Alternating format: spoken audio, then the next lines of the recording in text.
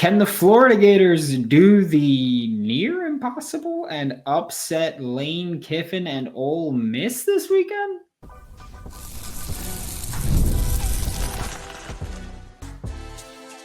You are Locked On Gators, your daily podcast on the Florida Gators. Part of the Locked On Podcast Network, your team every day.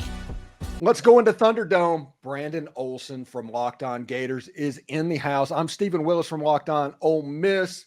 Brandon, good big football game. Ole Miss got their playoff shield of the Georgia Bulldogs behind them because nobody's jumping Georgia. So as long as Ole Miss wins games, they are in good shape. Here's the problem. Whenever Ole Miss seems to get in this situation, something weird happens. What weird is going to happen this weekend? I think it has to be the weird thing of just this Florida Ole Miss parallel that we've been dealing with. I mean, when Florida fired Dan Mullen, Lane Kiffin reportedly wanted the job, and ultimately they went with Billy Napier. And then now we're in Billy Napier's year 3, and people were like, oh, fire Billy Napier, hire Lane Kiffin. And I feel like for any game that's going to get just college football weird, this has to be the game, right? The one where Billy, who seemingly saved his job, seemingly has things trending in the right direction, faces the guy that everyone wanted to fire him and then replace him with, and Lane Kiffin. It's just, and then there's of course just there's a wild card of DJ Lagway is of course. I mean, he's lost one game as a starter and he didn't even finish that game. It was Georgia and they were leading when he got injured. Earlier this week, this game being at 11 o'clock in the morning Central Time, noon Eastern, helps Ole Miss. In 2008, famously, that was an 11 o'clock game whenever Ole Miss made Tebow cry. In 2003, when Eli went down to the swamp, it was an 11 o'clock game. Ole Miss has actually had success in Gainesville, but I did a show on, I don't know, it was probably Wednesday. It might have been Tuesday. But I am literally comparing Jackson Dart leadership-wise to Tim Tebow in that 2008 team and parallels. Different style quarterbacks, different players. The leadership is real. After the LSU lost, he sat there, put the hood over his head. He literally looked like Anakin Skywalker from the Revenge of the Sith at that point. He was completely worn out. There was a lot of parallels to what Tim Tebow did after that Ole Miss game. And, of course, that 2008 Ole Miss season, they got really hot at the end of the year. And by the end of the year, they were pretty good. I mean, they just blew the brakes off of Texas Tech, and they were good that year. What do you see anything like with Jackson Dart leadership-wise from the outside looking in? Am I just like looking through this at rebel glasses? Yes and no, and I don't mean that as a negative thing. I mean it as, we don't see the daily things that you get to see and you get to hear about Jackson Dart, and we have seen his performances. I keep thinking back whenever I think of Jackson Dart, and I know this isn't fair to him, and I know that I think about this because I'm not an Ole Miss guy, but like I keep thinking about the whole last year Quinshon Judkins leaving thing and how there was just a mess around it, and I keep thinking about it like that. But I mean, I do think it's undeniable to say that Jackson Dart is a good leader. I mean, you look at the way you bounce back after that Ole Miss game, because when you look at that, or after the LSU game, when you look at that, it's kind of, hey, if you lose one more, there's a decent shot you're completely out of the college football playoff. And to come back, like, yeah, Oklahoma's not a good team. Arkansas after that, not a good team. And then you go Georgia, who at the time is number 3 in the country when you guys played them, and just kick the crap out of them. He was banged up. He clearly was not looking like he was a perfectly healthy Jackson Dart. And I think just going out there and consistently coming back and consistently striking and beating the absolute crap out of Georgia, I do think that you can't do that if you're not headstrong. And I think that you can't deny that, and being able to keep everybody on track, because I mean, we talked on the SEC Squad show about LSU being on quit watch. We talked about it last week too, about LSU being on quit watch, and they seemed like some of them were on quit watch and some of them had quit, and Ole Miss had the opportunity to do that and didn't. And I do think that goes a long way in the locker room.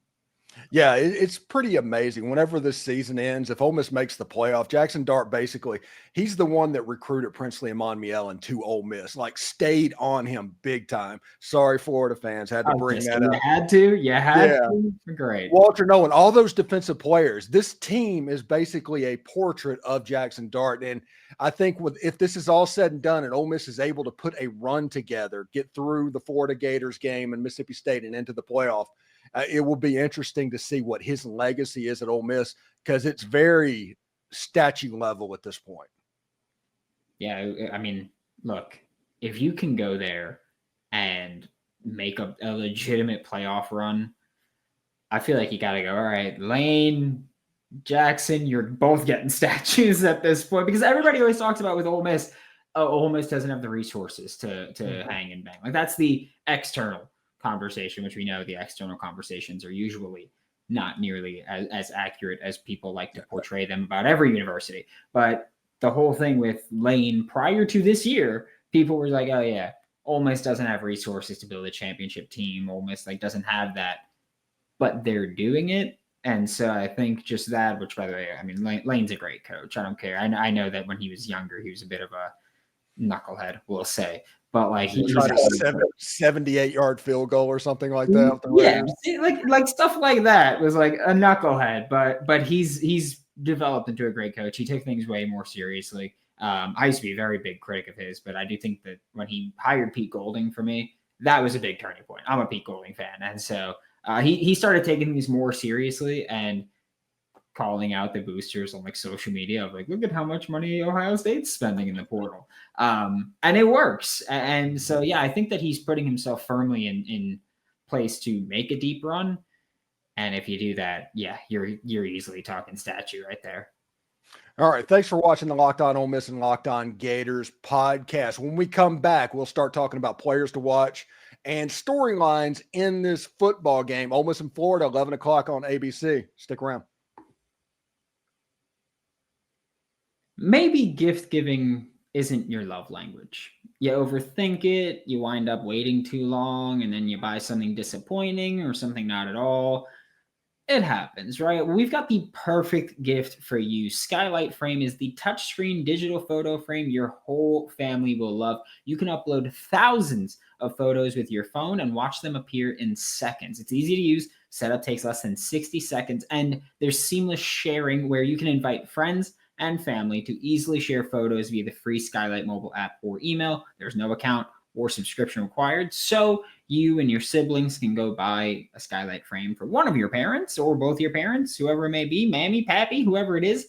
Go set it up, and you can all upload pictures of the family. Beautiful thing, right? And now, as a special limited time offer for our listeners, you can get $20 off your purchase of a Skylight frame, and you go to skylightframe.com/college. That's skylightframe.com/college. Get $20 off your purchase now at skylightframe.com/college. And if you like making money, you can get ready to tackle the NFL action with FanDuel, America's #1 sportsbook. Right now, new customers can bet $5 and get $150 in bonus bets if you win. The FanDuel Sportsbook app, it gives you everything you need to place live bets on the NFL all in one place. So if you want to bet on tonight's game between the Steelers and the Browns, you can. There's money to be made in that game. That's all I'm saying. Just visit FanDuel.com to join today. You'll get started with $150 in bonus bets if you win your first $5 bet. That's FanDuel.com. Never waste a hunch and make every moment more with FanDuel, an official sportsbook partner of the NFL.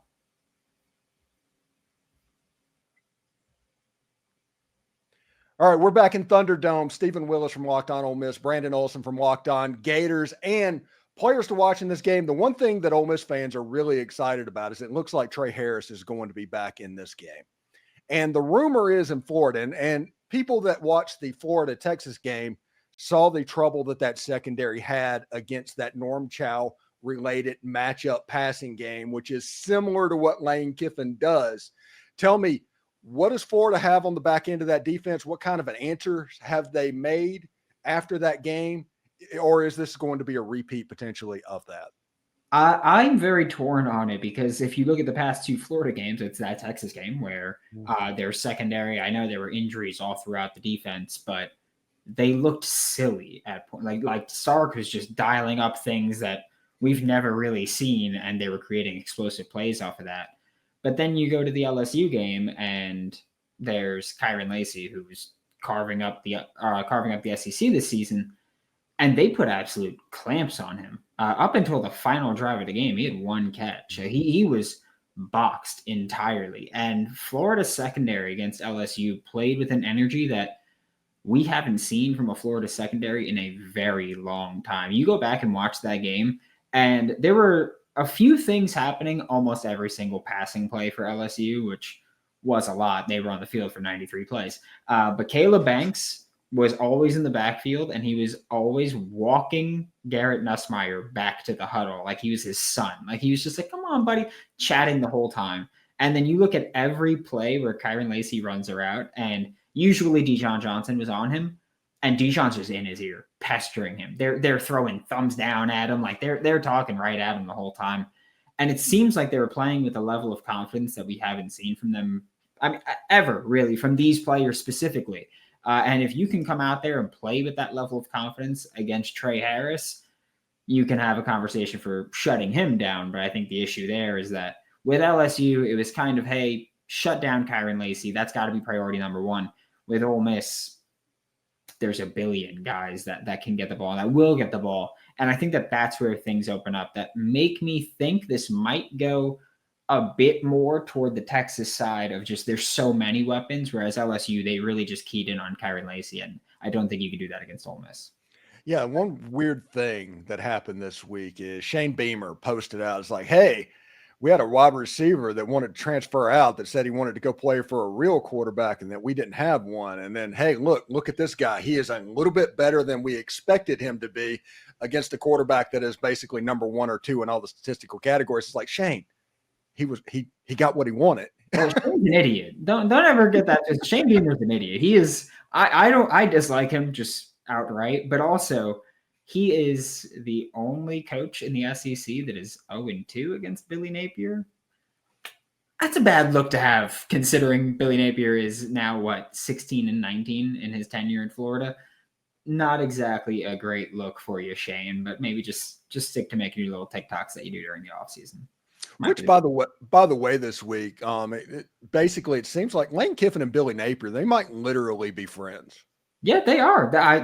They are truly friends, and like that's the thing where I know people want coaches to hate each other, especially when we have like Billy and Lane as the we'll say like the coaching parallels that they've had with the University of Florida, but they seem like they're friends and genuinely like also.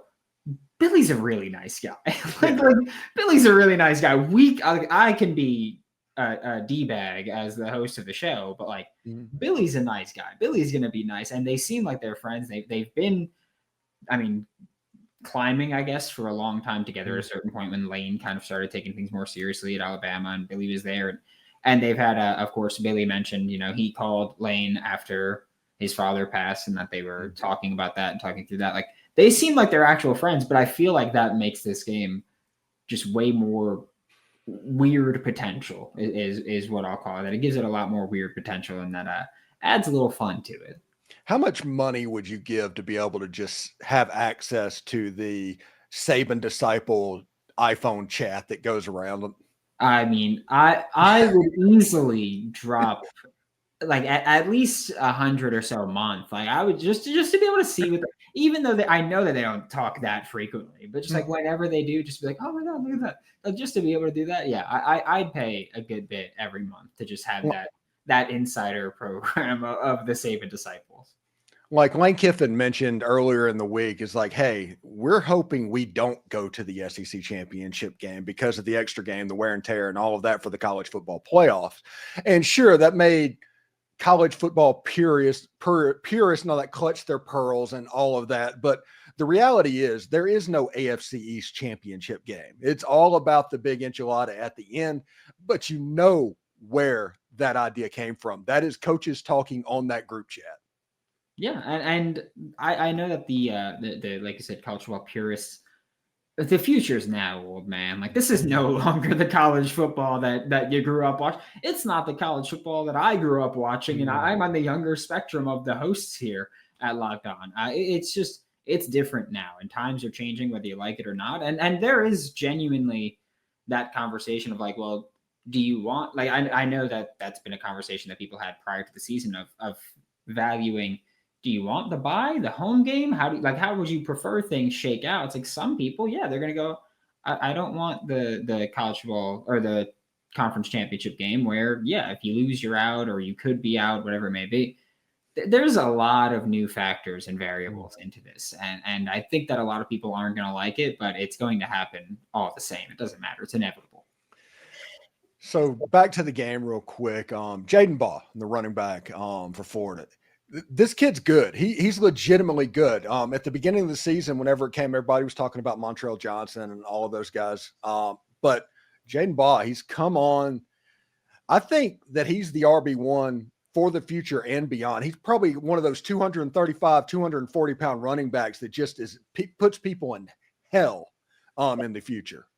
Yeah, I mean, you look at just the LSU game alone, and you saw the duality of man that he has, where I believe it was his first carry of the game, trucks an LSU defender on the sideline, and then stands over him. And I was like, oh, he's going to get flagged. Like, he just stood over him and started talking. I thought he was going to get flagged. Luckily, he didn't. And then late in the game, he delivers the dagger with a 55-yard run where he houses it, and great blocking up front, great blocking downfield.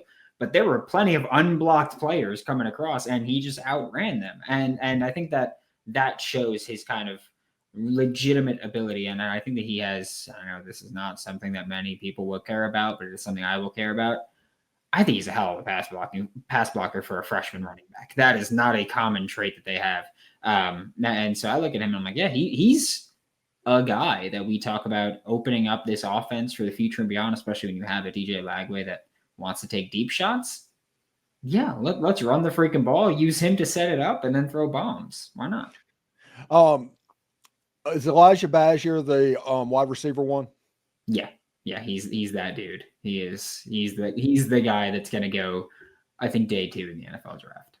Yeah, it looks like in this game, and I watching the LSU game and what was going on, just because I knew what was next, and it was a bye week, of course. But it looked like the way they were looking at DJ Lagway, his really only success in that game was throwing fade routes and back shoulders in that game down the sideline. Now, he did it very well. I'm not saying anything negative about him, but you're right. You mentioned it earlier in the show. He had trouble with the intermediate stuff, and they keep him out of the middle of the field.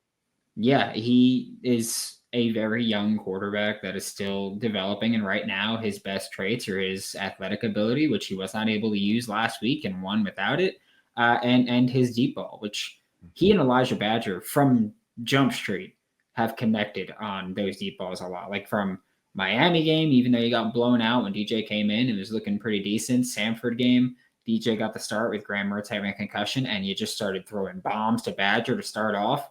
And then Chim Dike sprinkled in on mostly crossing routes. They've just found success by hammering home those repeated concepts of back shoulder fades and hitting Badger on those, and then hitting Dike on the crossers. They work. I don't know if it's sustainable, but it's what they're doing, and they're really effective. And the chemistry, I think, that DJ and Badger have is impressive, considering DJ is a true freshman and Badger is a mid-year enrollee. My opinion on this season is, no, that's not sustainable, but it is excitable. And this year it was important to excite that fan base and give them something to look forward to, because before the season, everybody wants to poo-poo what's going on. They were saying 2-10, 1-11. Oh, how can Florida pull this off? Florida has a chance to go 6-6 and go to a bowl game, likely, even with a loss to the Ole Miss Rebels on the weekend. It's a successful season, no matter how you splice it. But I understand that fans might be upset because they think they're Florida. They think they should be going 10-2. But this was a successful season, in my opinion, an exciting season. I mean, before the season, I said five or six wins. So this is kind of par for the course there. I did say 5 or 6 wins, but you need to eliminate the blowout losses. And so far, they have not done that at all. Almost all of their losses have been blowout losses. So that's not a great spot to be in. And I understand the fan base also of saying we are Florida. You know, we should expect 9-10 wins. And I think that that's fair to say, just from a program standpoint. Florida should be at the point where you expect 9 or 10 wins. But I don't think that it's fair to look at this team, this roster, and then this schedule this year and say that's where it should be. Ideally, you've got a good enough roster where you can do that. But realistically, you look at the roster and you go, this isn't a 9-win team against one of the toughest schedules we've seen in college football. This is a fine year. Billy has lost a lot of fans, myself included. I've said there's a path for me to come back. But right now, you've got to prove it at this point, because you also ended last season on a 5-game losing streak, including losing to 2-7 Arkansas at home. Things have gotten bad at Florida or gotten bad at times at Florida under Billy Napier. And you're working your way back, but I don't think this year is a failure at all. Yeah, I think that if you can win 6 games, be bowl eligible, especially if you go back to, and I hate changing expectations from the preseason based on what happens. Like if, preseason, you say, hey, we should win 6 wins. We should get 6 wins. Then you should do that. But if you go back to week 3, after you've been blown out 41-17 by Miami at home, you beat Samford, congratulations. And then you get blown out by Texas A&M's backup quarterback where they don't throw the ball for the final 25 minutes of the game. If you tell me, hey, they're still going to walk out of this season with 6 wins, I think anybody would take that, because that just looked like it was going to get real bad and real ugly. But you've already hit your over on FanDuel's win total. So just saying, you've done that and you've got bowl eligibility in your grasp. Hard to be too upset with that. Yeah, and also this isn't a 6-win Graham Mertz team. This is a 6-win DJ Lagway team, and that helps too. Yeah, having the true. Look, you mentioned just how this team can look in the future and how this team can get going and the future and beyond with DJ Lagway and needing to look good and stuff like that. And yeah, they look really good. They look exciting. That's what you said. Excitable. It's not sustainable, but it's excitable. Mm-hmm. There's a lot of high school and college receivers that are entering the portal, or again, high school recruits just coming out that go, I want to play with DJ Lagway, especially if you're a vertical receiver and you go, yeah, he loves throwing the deep ball. I would love to. Jamie French, Dallas Wilson. These kids want to play with DJ Lagway because he's also a great kid, and then he's a great quarterback for a true freshman. They want to play with him. It is excitable. And that was also a big difference with Napier last year, was that you were losing games and you were losing ugly, not fun games. Mm-hmm. Now, even when you lose, as long as DJ Lagway is starting, you look pretty fun. And that does go at least away with both the fans and recruits. Thanks again for watching the Locked On Gators and Locked On Ole Miss podcast. When we come back, we're going to give our final thoughts, give a path to victory in the football game, and a score prediction as well. So stick around. PrizePicks is the best place to get real money sports action with over 10 million members and billions of dollars in awarded winnings. PrizePicks has made daily fantasy sports accessible to all. You just pick more or less on at least 2 players for a shot to win up to 100 times your cash. You can run your game all season long on PrizePicks. And I'll tell you what, I love using PrizePicks for college basketball. I go, yeah, Walter Clayton, more than 1.5 threes. That's easy money, right? I can say Alex Condon, more than 5.5 rebounds. That's easy money, right? And you can sign up today and get $50 instantly when you play $5. You don't even need to win to receive the $50 bonus. It's guaranteed. They also offer weekly promotions that can lead to big payouts like Taco Tuesday, where each Tuesday they offer discounts on select player projections. Earlier this week, they had Steph Curry over 0.5 point. You can do that. Just get more than 0.5 point there. Download the app today and just go Locked On College to get $50 off, or $50 instantly after you play your first $5 lineup. That's Locked On College there. PrizePicks, run your game. All right, welcome back. Final segment of Locked On Gators, Locked On Ole Miss podcast, the crossover edition. I'm here with Brandon Olsen from Locked On Gators. And, path to victory in this game, Ole Miss wise, I'll start on this one first. I do think that Ole Miss needs to front run in this game. If they front run, it's going to be a lot easier than the alternative. Do not let the swamp get going in the second half, because that place can turn you into knots in the fourth quarter. That's just what they can do. But if Ole Miss, I'm not saying do what they did against Arkansas, but as an Ole Miss fan, I would enjoy that. But you need to try and get a 2-score lead at some point in that game and play defense. They've given up 12 points per game. You have a defensive line that can just put people in hell from time to time. You have a quarterback that may or may not have 100% hammy. I think in that situation is a good thing to be at. I think that's the key in this game. Ole Miss needs to front run a little bit and play clean. Yeah, I am terrified if Ole Miss is front runner. I'll say that. I know last week the offensive line for Florida didn't give up any sacks, but they gave up a good bit of pressures, and you're facing what I think is the best defensive line in the country right now. And so not exactly a spot you want to be in where it's like, yeah, they're just going to pin their ears back and get after you nonstop. I think that for Florida, you need to be able to have a sustainable offense. And that's the thing that terrifies me about this. I think that Ole Miss does a really good job of just winning in the trenches in every way on defense and offensively as well. Their line's really good. But I think defensively, they do a really good job of just winning in the trenches. They get in the backfield. And Florida operates with the approach, or at least defensive line coach Gerald Chapman operates with the approach of, we will stop the run on our way to rushing the passer. And I feel like Ole Miss's defensive line is pretty similar. Like, they'll just cause havoc and they'll make plays regardless of who it is. And that's terrifying for a Florida Gators offense that's been really not consistently on the field. We talked about this off air. I talked about this yesterday with Hayden Hansen, that Florida had 9 drives against LSU and only 2 of them went more than 5 plays and more than 4 minutes. It wasn't a sustainable thing when you're facing an offense like LSU, which I think is, facing an offense like Ole Miss that's, I think, miles better than LSU. It's scary if that team's going to be able to just quick strike or even just build sustainable drives, because Lane Kiffin's shown that he'll do whatever he wants or whatever he needs to do to win this game. And I think on offense, you've got to build some sustainable drives here because Florida, you've just been honestly really bad at staying on the field offensively. And that terrifies me of getting into that kind of spot where Ole Miss gets to be on offense for as much as they want. It's just, that's not a winning strategy. It's an approach that even though you beat LSU doing it, I don't think it's sustainable. And this is the game I think you get really embarrassed if you get into that kind of game. Yeah, the path to victory for Florida in this thing, it's a rock fight. It's the Kentucky game that Ole Miss played against.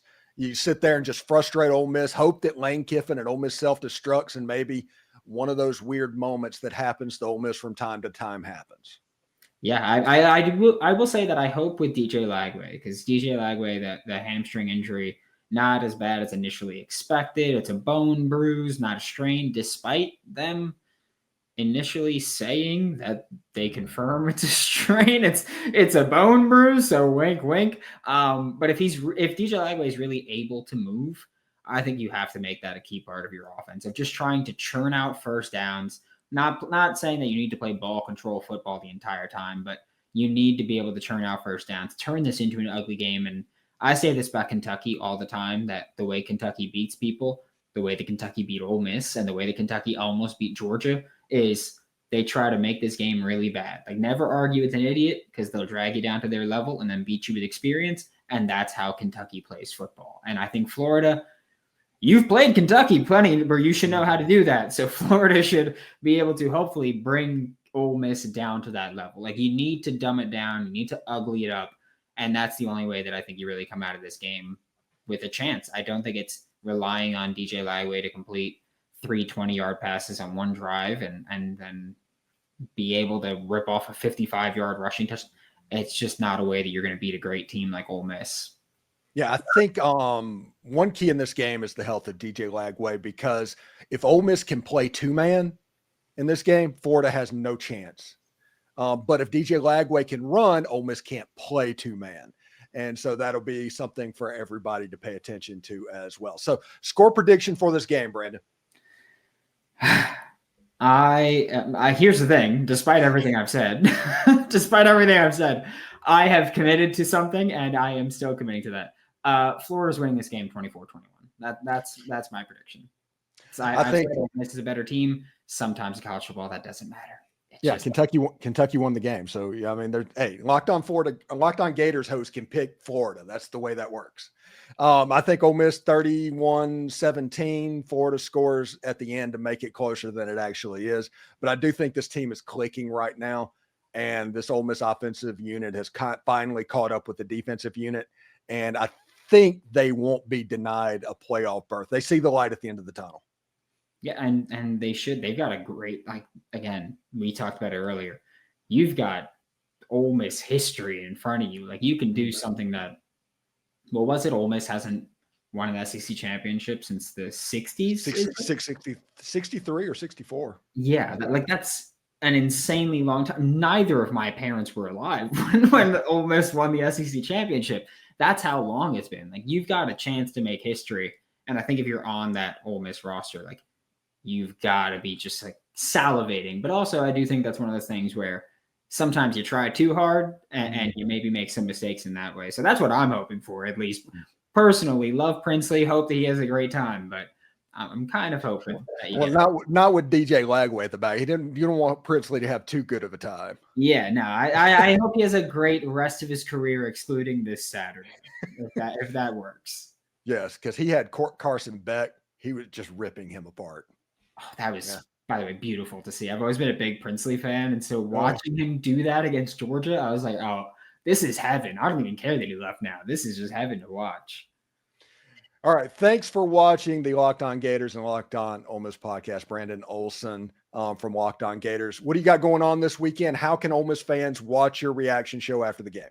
Yeah, we go live. Once the clock hits 0, we go live with Locked On Gators every single week. And hopefully I won't get fired if I drop some expletives if we lose this game in a really bad fashion. Either way, though, you can look in the live chat and you can see people either bashing me for bashing Billy or bashing me for praising Billy, depending on how this game goes. Either way, I will be getting bashed, and I can't wait for that. All right. And mine's about 45 minutes after the final whistle. I go live. Come on over there. We talk about it for about 30 minutes of what's going on for instant overreaction. And then on Sunday night, we have the reaction roundtable with several fans and media personalities around Oxford as well. So that is pretty good. Brandon, thank you very much.